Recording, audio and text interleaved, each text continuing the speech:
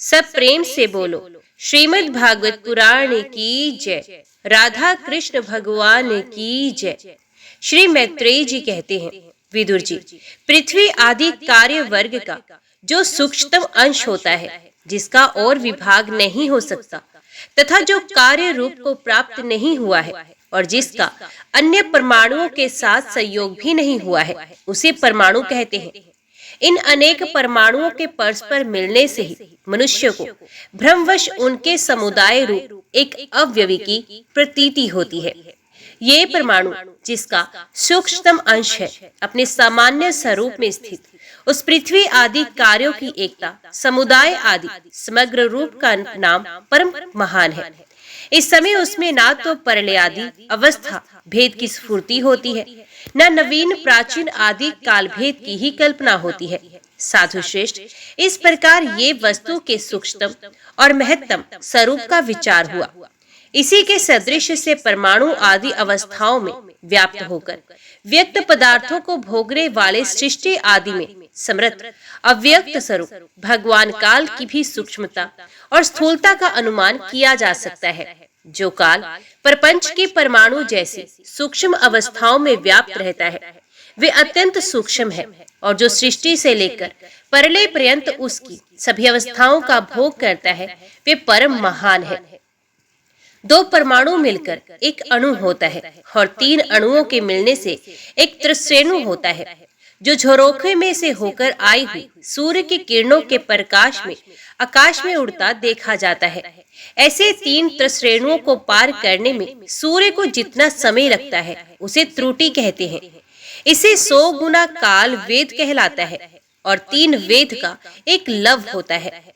3 love को एक निमेष और 3 निमेष को एक क्षण कहते हैं। 5 क्षण की एक काष्ठा होती है, और 15 काष्ठा का एक लघु, 15 लघु की एक नाडिका दंड कही जाती है। 2 नाडिका का एक मुहूर्त होता है, और दिन के घटने बढ़ने के अनुसार दिन एवं रात्रि की दोनों संधियों के 2 मुहूर्तों को छोड़कर 6 या 7 नाड़ी का एक प्रहर होता है। ये याम कहलाता है, जो मनुष्य के दिन या रात का चौथा भाग होता है। 6 पल तांबे का एक बर्तन बनाया जाए, जिसमें एक प्रस्थ जल आ सके, और 4 माशे सोने की 4 अंगुल लंबी सलाई बनवाकर उसके द्वार उस बर्तन के पेंदे में छेद करके उसे जल में छोड़ दिया जाए। जितने समय में एक प्रस्थ जल उस बर्तन में भर जाए, वे बर्तन जल में डूब जाए, उतने समय को एक नाडिका कहते हैं। विदुर जी, 4-4 पहर के मनुष्य के दिन और रात होते हैं, और 15 दिन रात का एक पक्ष होता है, जो शुक्ल और कृष्ण भेद से 2 प्रकार का माना गया। इन दोनों पक्षों को मिलाकर एक मास होता है, जो पितरों का एक दिन रात है, जो मास का एक ऋतु और 6 मास का एक अयन होता है।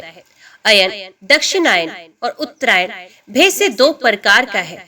ये दोनों अयन मिलकर देवताओं के एक दिन और रात होते हैं, तथा मनुष्य लोक में ये वर्ष या 12 मास कहे जाते हैं। ऐसे 100 वर्ष की मनुष्य की परम आयु बताई गई है। चंद्रमा आदि ग्रह, अश्विनी आदि नक्षत्र और समस्त तारा मंडल के अधिष्ठाता काल स्वरूप भगवान सूर्य परमाणु से लेकर स्वस्त्र पर्यंत काल में 12 राशि रूप संपूर्ण भुवन कोश की निरंतर परिक्रमा किया करते हैं। सूर्य, बृहस्पति, सवन, चंद्रमा और नक्षत्र संबंधी महीनों के भेद से ये वर्षीय संवत्सर, परिवत्सर, ईड़ावत्सर, अनुवत्सर और वत्सर कहा जाता है। विदुर जी, इन 5 प्रकार के वर्षों की प्रवृत्ति करने वाले भगवान सूर्य की तुम उपहार आदि समर्पित करके पूजा करो। ये सूर्य देव पंचभूतों में से तेज स्वरूप है, और अपनी काल शक्ति से बीजादि पदार्थों की अंकुर उत्पन्न करने की शक्ति को अनेक प्रकार के कार्यों में नियुक्त करते हैं।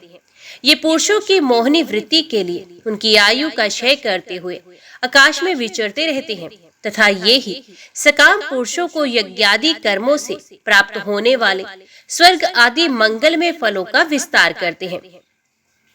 विदुर जी ने कहा, मुनिवर, आपने देवता, पितर और मनुष्यों की परम आयु का वर्णन तो किया, अब तो सनकादि ज्ञानी मुनिजन त्रिलोकी से बाहर कल्प से भी अधिक काल तक रहने वाले हैं, उनकी भी आयु का वर्णन कीजिए। अब भगवान काल की गति भलीभांति जानते हैं, क्योंकि ज्ञानी लोग अपनी योग दिव्य सिद्धि से, दिव्य दृष्टि से सारे संसार को देख लेते हैं। मैत्रेयी जी ने कहा, विदुर जी, सतयुग, त्रेता युग, द्वापर युग और कलयुग, ये 4 युग अपनी संध्या और संध्यांशों के समय देवताओं के 12 सहस्र वर्ष तक रहते हैं, ऐसा बताया गया है।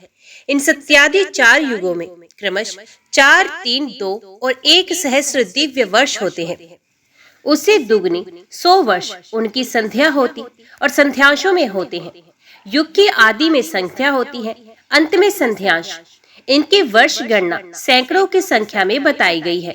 इनके बीच का जो काल होता है उसी को काल वेत्ताओं ने युग कहा है। प्रत्येक युग में एक एक विशेष धर्म का विधान पाया जाता है। प्यारे विदुर जी, त्रिलोकी से बाहर महलोक, महलोक से ब्रह्मलोक पर्यंत यहाँ की 1 सहस्र चतुर्युगी का एक दिन होता है और इतनी ही बड़ी रात्रि होती है जिसमें जगत कर्ता ब्रह्मा जी शयन करते हैं। उस रात्रि का अंत होने पर इस लोक का कल्प आरंभ होता है। उसका क्रम जब तक ब्रह्मा जी का दिन रहता है तब तक चलता रहता है। उस दिन उस एक कल्प में 14 मनु हो जाते हैं। प्रत्येक मनु 71 चतुर्युगी से कुछ अधिक काल तक अपना अधिकार भोगता है।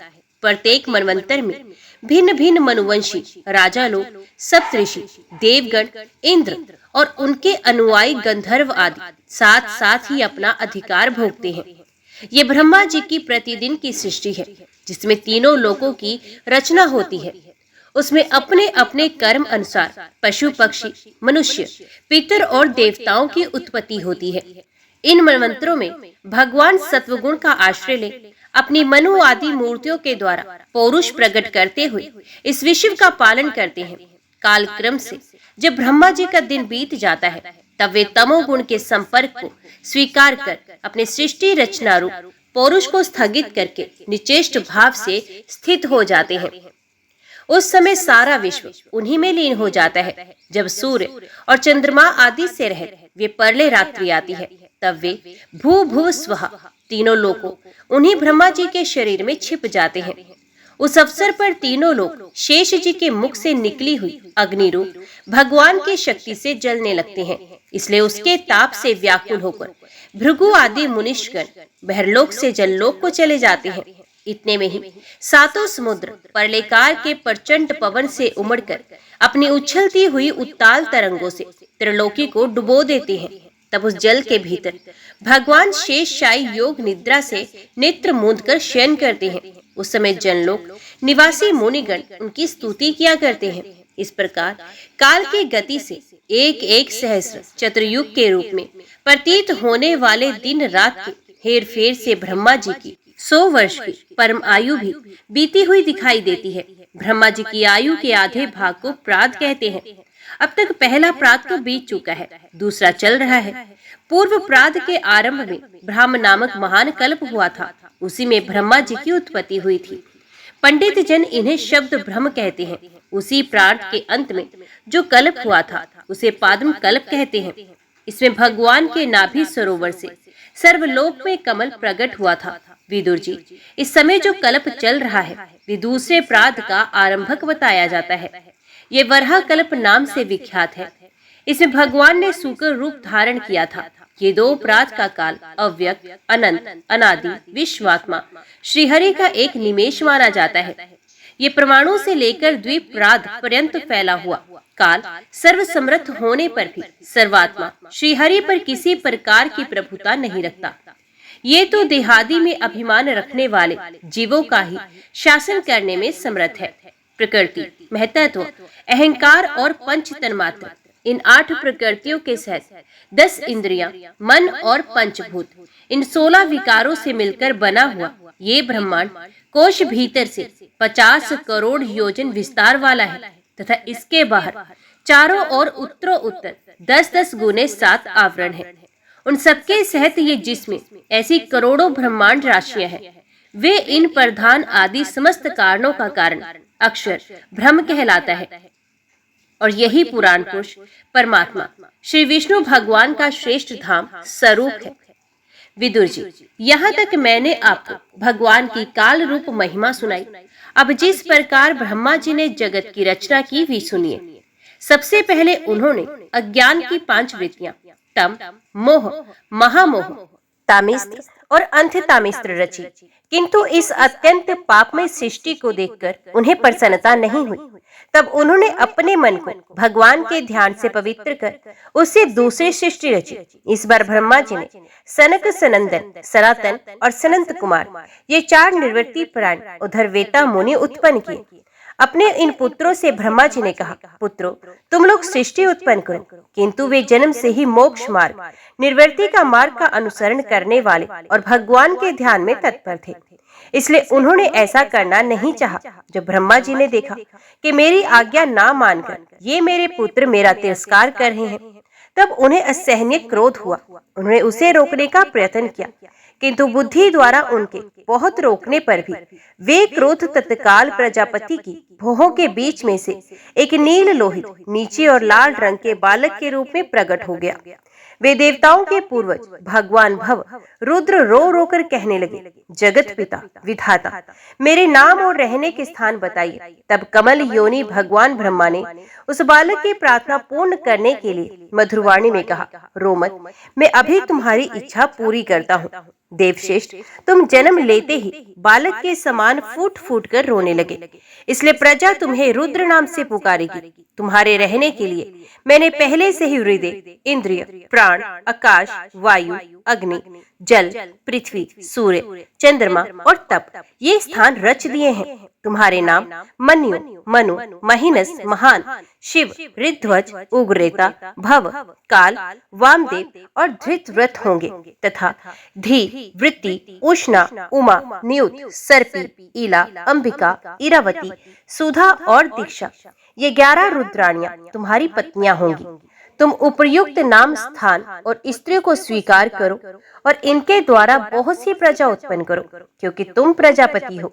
लोक पितामह ब्रह्मा जी से ऐसी आज्ञा पाकर भगवान नील लोहित बल, आकार और स्वभाव में अपने ही जैसी प्रजा उत्पन्न करने लगे। भगवान रुद्र के द्वारा उत्पन्न हुए उन रुद्रों को असंख्य यूथ बनाकर सारे संसार को भक्षण करते देख ब्रह्मा जी को बड़ी शंका हुई। तब उन्होंने रुद्र से कहा, सुरश्रेष्ठ, तुम्हारी प्रजा तो अपनी भयंकर दृष्टि से मुझे और सारी दिशाओं को भस्म किए डालती है, अतः ऐसी सृष्टि ना रचो, तुम्हारा कल्याण हो। अब तुम समस्त प्राणियों को सुख देने के लिए तप करो, फिर उस तप के प्रभाव से ही तुम पूर्वत इस संसार की रचना करना। पुरुष तप के द्वारा ही इंद्रियातीत, सर्वंतर्यामी, ज्योति स्वरूप श्रीहरि को सुगमता से प्राप्त कर सकता है। श्री मैत्रेय जी कहते हैं, जब ब्रह्मा जी ने ऐसी आज्ञा दी, तब रुद्र ने बहुत अच्छा कहकर उसे शिरोधार्य किया और फिर अनुमति लेकर तथा उनकी परिक्रमा करके वे तपस्या करने के लिए वन में चले गए। इसके पश्चात जब भगवान की शक्ति से संपन्न ब्रह्मा जी ने सृष्टि के लिए संकल्प किया, तब उनके 10 पुत्र और उत्पन्न हुए। उनसे लोक की बहुत वृद्धि हुई। उनके नाम मरीचि, अत्रि, अंगिरा, पुलस्त्य, पुलहु, कृतु, भृगु, वशिष्ठ, दक्ष और 10वें नारद थे। इसमें नारद जी प्रजापति ब्रह्मा जी की गोद से, दक्ष अंगूठे से, वशिष्ठ प्राण से, भृगु त्वचा से, कृतु हाथ से, पुलह नाभि से, पुलस्त्य ऋषि कानों से, अंगिरा मुख से, अत्रि नेत्रों से और मरीचि मन से उत्पन्न हुए। फिर उनके दाएं स्तन से धर्म उत्पन्न हुआ, जिनकी पत्नी मूर्ति से स्वयं नारायण अवतीर्ण हुए तथा उनकी पीठ से अधर्म का जन्म हुआ और उससे संसार को भयभीत करने वाला मृत्यु उत्पन्न हुआ। इसी प्रकार ब्रह्मा जी के हृदय से काम, भौहों से क्रोध, नीचे के होंठ से लोभ, मुख से वाणी की अधिष्ठात्री देवी सरस्वती, लिंग से समुद्र, गुदा से पाप का निवास स्थान, राक्षसों का अधिपति नृत्य, शाया से देवहूति के पति भगवान कर्दम जी उत्पन्न हुए। इस तरह ये सारा जगत करता ब्रह्मा जी के शरीर और मन से उत्पन्न हुआ। विदुर जी, भगवान ब्रह्मा की कन्या सरस्वती बड़ी ही सुकुमारी और मनोहारी थी।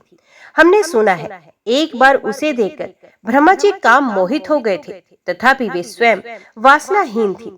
उन्हें ऐसा अधर्म में संकल्प करते देख उनके पुत्र मरीचि आदि ऋषियों ने उन्हें विश्वास पूर्वक समझाया, पिताजी आप समर्थ हैं, फिर भी अपने मन में उत्पन्न हुए काम के वेग को ना रोककर पुत्री गमन जैसा दुस्तर पाप करने का संकल्प कर रहे हैं। ऐसा तो आपसे पूर्ववर्ती किसी भी ब्रह्मा ने नहीं किया और ना आगे ही कोई करेगा। जगत गुरु, आप जैसे तेजस्वी पुरुषों को भी ऐसा काम शोभा नहीं देता, क्योंकि आप लोगों के आचरणों का अनुसरण करने से ही तो संसार का कल्याण होता है। जिन भगवान ने अपने स्वरूप में स्थित इस जगत को अपने ही तेज से प्रकट किया है, उसे नमस्कार है। इस समय वे ही धर्म की रक्षा कर सकते हैं। अपने पुत्र मरीचि आदि प्रजापतियों को अपने सामने इस प्रकार कहते देख प्रजापतियों के पति ब्रह्मा जी बड़े लज्जित हुए और उन्होंने उस शरीर को उसी समय छोड़ दिया। तब उस घोर शरीर को दिशाओं ने ले लिया। वही कोहरा हुआ जिसे अंधकार भी कहते हैं।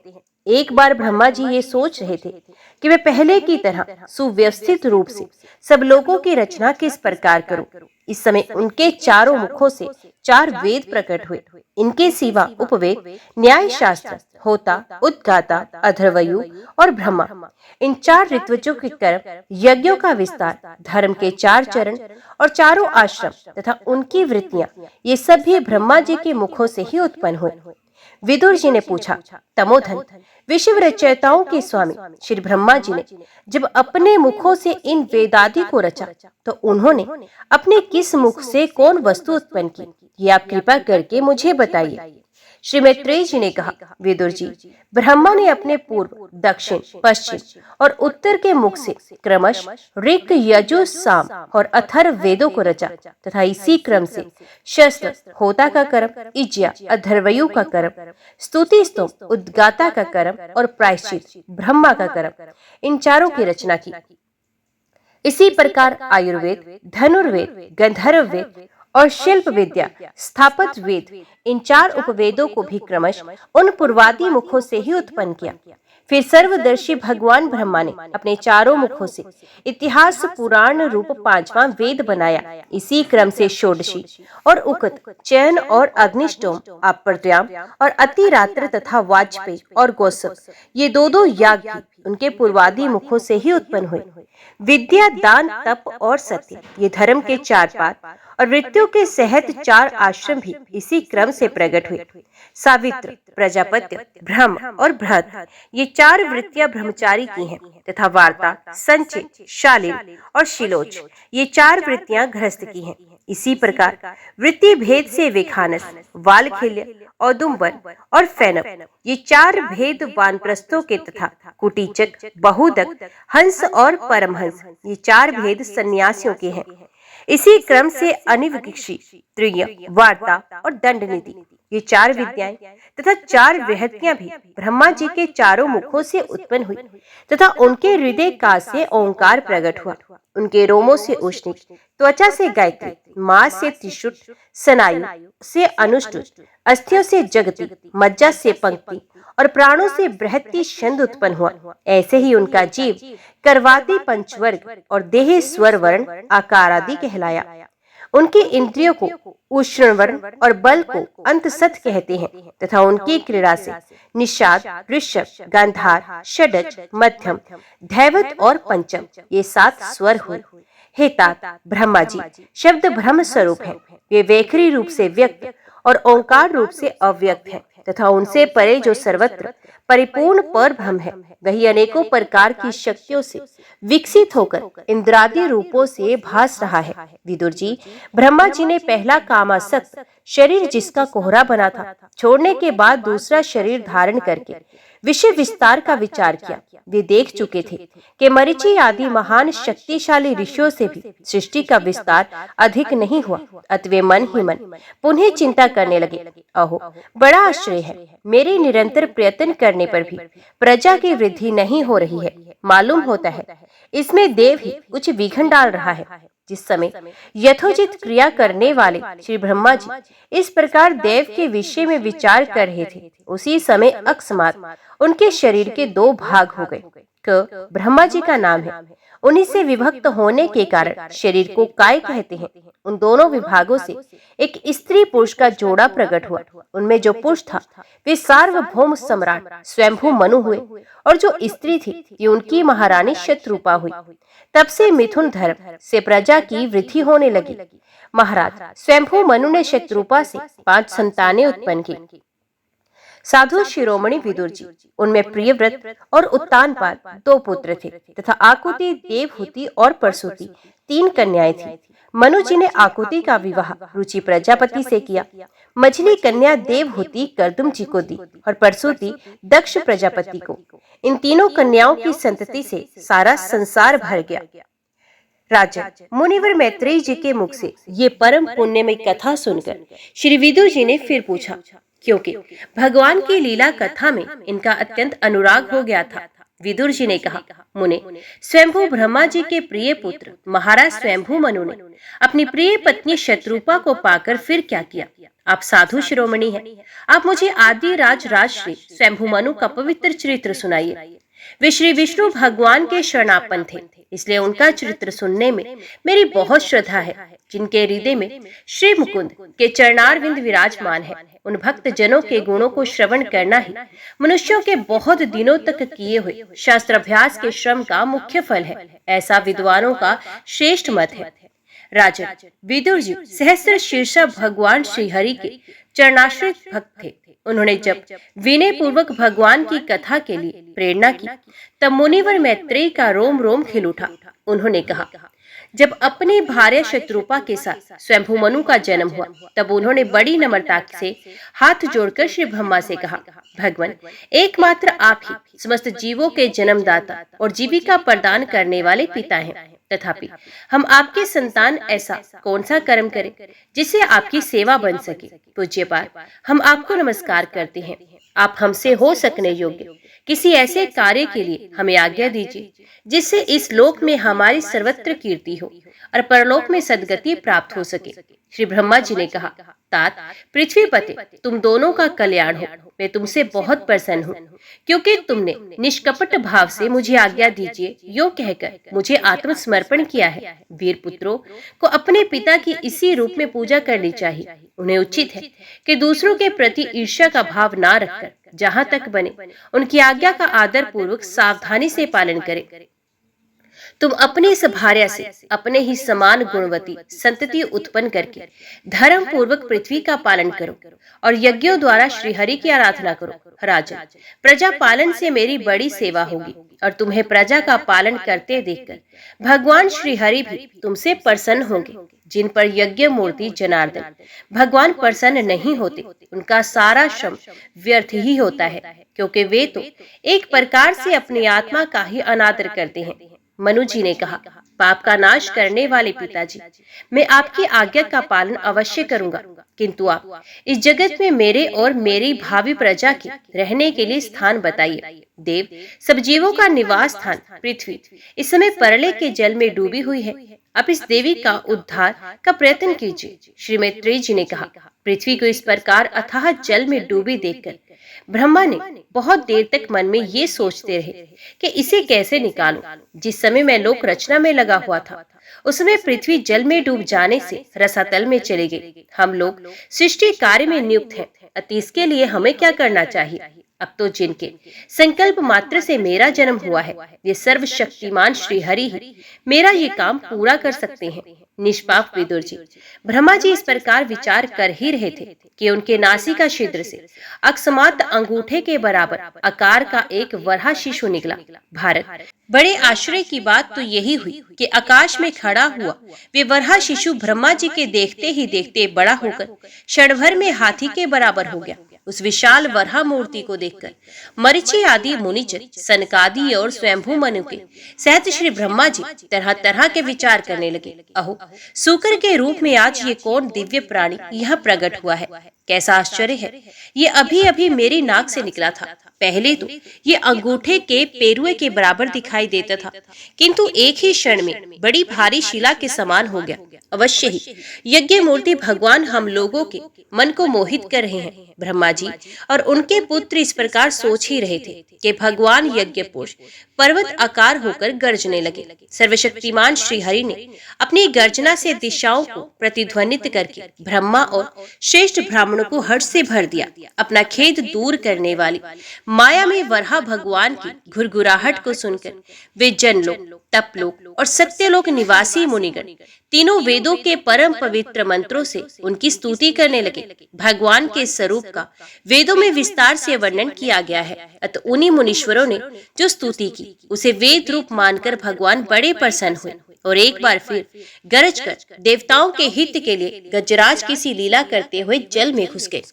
पहले से सूकर रूप भगवान पूंछ उठाकर बड़े वेग से आकाश में उछले और अपनी गर्दन के बालों को फटकार कर खुरों के आघात से बादलों को छितराने लगे। उनका शरीर बड़ा कठोर था, त्वचा पर बड़े बड़े बाल थे, दाढ़ी सफेद थी और नेत्रों से तेज निकल रहा था। उस समय उनकी बड़ी शोभा हो रही थी। भगवान स्वयं यज्ञ पुरुष हैं, तथापि सूकर रूप धारण करने के कारण अपनी नाक से सूंघ सूंघ कर पृथ्वी का पता लगा रहे थे। उनकी दाढ़ें बड़ी कठोर थी। इस प्रकार यद्यपि वे बड़े क्रूर जान पड़ते थे, तथापि अपनी स्तुति करने वाले मरीचि आदि मुनियों की और बड़ी सौम्य दृष्टि से निहारते हुए उन्होंने जल में प्रवेश किया। जिस समय उनका वज्र में पर्वत के समान कठोर कलेवर जल में गिरा, तब उसके वेग से मानो समुद्र का पेट फट गया हो और उसमें बादलों की गड़गड़ाहट के समान बड़ा भीषण शब्द हुआ।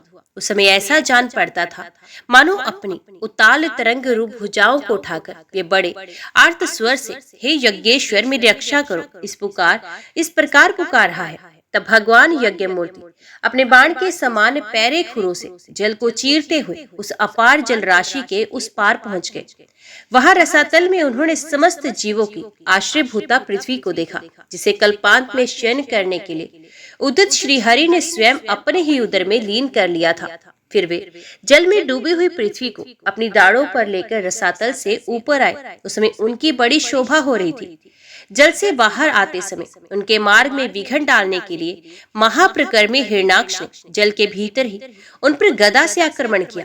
इससे उनका क्रोध चक्र के समान तीक्ष्ण हो गया और उन्होंने उसे लीला से ही इस प्रकार मार डाला जैसे सिंह हाथी को मार डालता है। उसमें उसके रक्त से थूथनी तथा कनपटी संजाने के कारण वे ऐसे जान पड़ते थे मानो कोई गजराज लाल मिट्टी के टीले में टक्कर मारकर आया हो। तात जैसे गजराज अपने दांतों पर कमल पुष्प धारण कर ले, उसी प्रकार अपने सफेद दांतों की नोक पर पृथ्वी को धारण कर जल से बाहर निकले।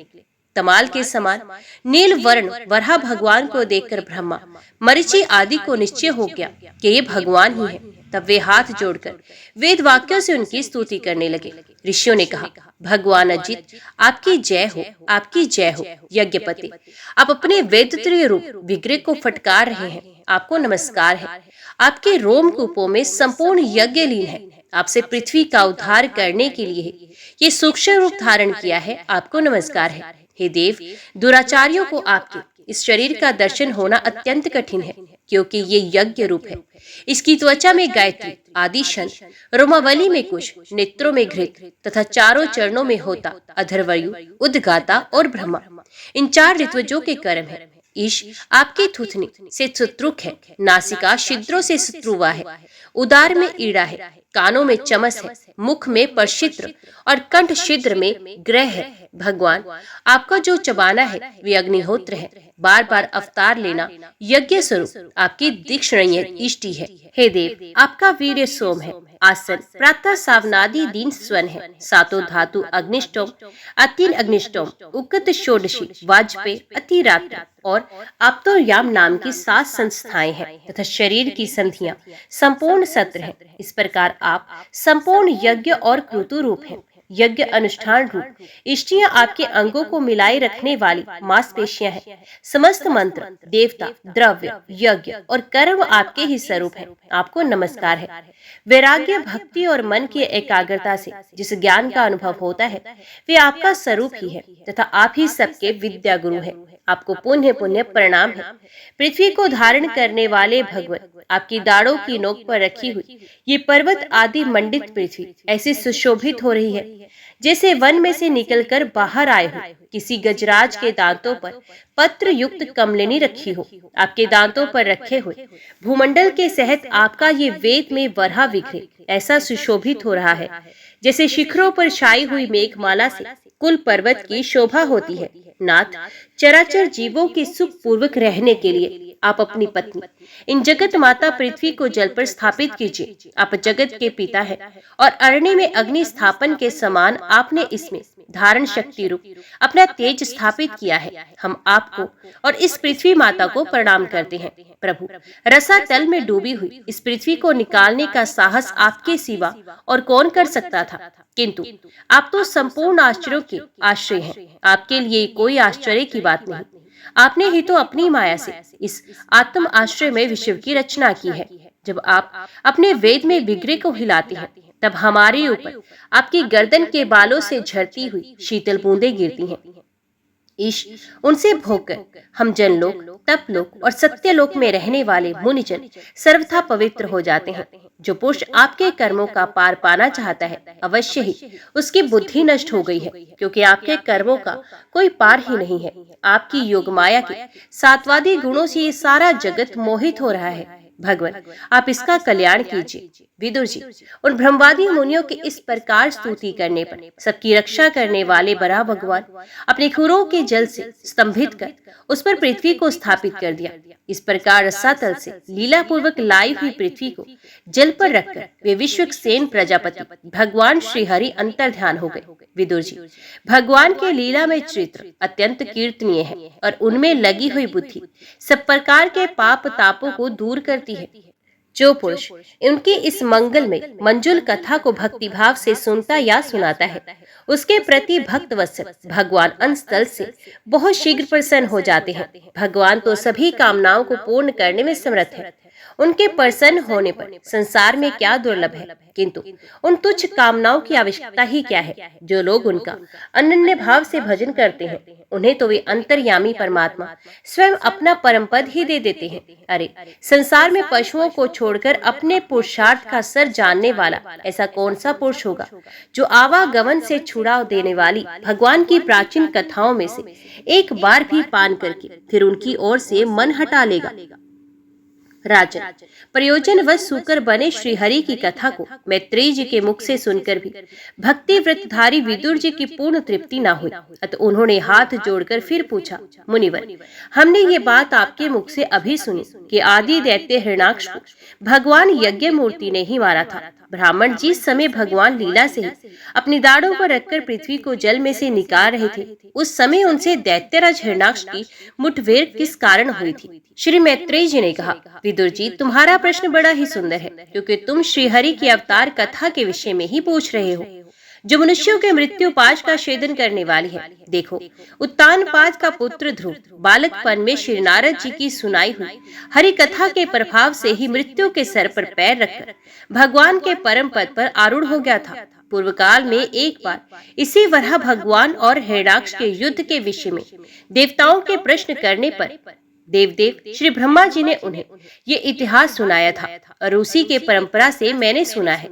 विदुर जी, एक बार दक्ष की पुत्री दिति ने पुत्र प्राप्ति की इच्छा से कामातुर होकर सायंकाल के समय ही अपने पति मरीचि नंदन कश्यप जी से प्रार्थना की।